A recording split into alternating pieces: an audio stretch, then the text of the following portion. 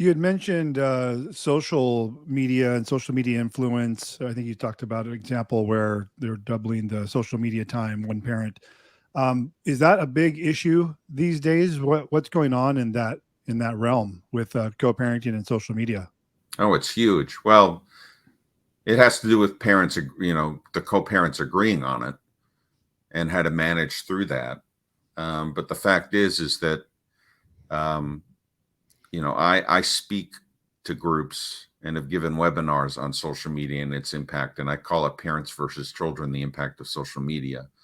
And literally, since COVID started, people are kids are, up through their teenage years are on their social media platforms and online 200% more than they were prior to that. So what happened was they were more isolated, so they were more drawn to it. And then the algorithms and the way everything is designed is meant to suck you in and keep you there. And then there are parents who get sucked in too, so they're not demonstrating good habits to help Right. hold their kids accountable to. And so parents have shown concern and they want more regulation, and they want to see they see the impact on their kids. Kids don't know how to communicate. They only know how to text. Hmm. They don't know how to really have a conversation or connect with people or read or understand people. And that makes it harder to us to have good relationships and be empathetic and help people.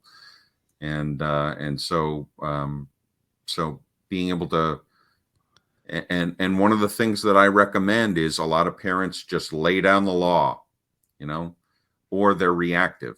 So they basically say, I'll do reactive first. Reactive is, um, um, you didn't clean up your room, you lose your phone for a day after the infringement. But the child didn't know that the child probably knew that he was supposed to clean up his room or she was supposed to clean up her room, but didn't know the consequence. So when I work with parents, I try to, you have to pick your fights, but I try to make sure that they choose, you know, five or so big rocks that the parents can align on, that they say this is what's important in our household. Uh, we have to be on time and eat together at the dinner table. We have to uh, turn off our phones at 10 o'clock. We have to get our homework done by X. We have to, you have to do your chore, whatever chore it is that's assigned. And then they know the consequence of not doing it. And then they make the choice. The kid makes the choice. Kids just want to be in control, and they want to be, and they want to feel understood.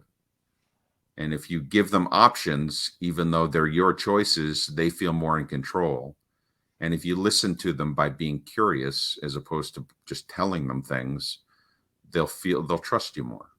And so, I try and put myself in the shoes of the kids because of the way I was brought up and how it impacted me, and how I'd like to be talked to now, and how kids respond. And the proof is in the pudding. If people are willing to engage, when they engage me, I get results. And I have an average Google review score of 4.9 out of 5, and I'm really proud of that. And I've been successful in the business world, so the parent coaching is a choice, and I really, the impact is what gets me excited. Yeah, to to get good reviews in an industry where it's so emotionally charged, you have to do, I would imagine, an exemplary job in the service that you offer to for someone to want to put that out there on in the public's eye to to actually write a review.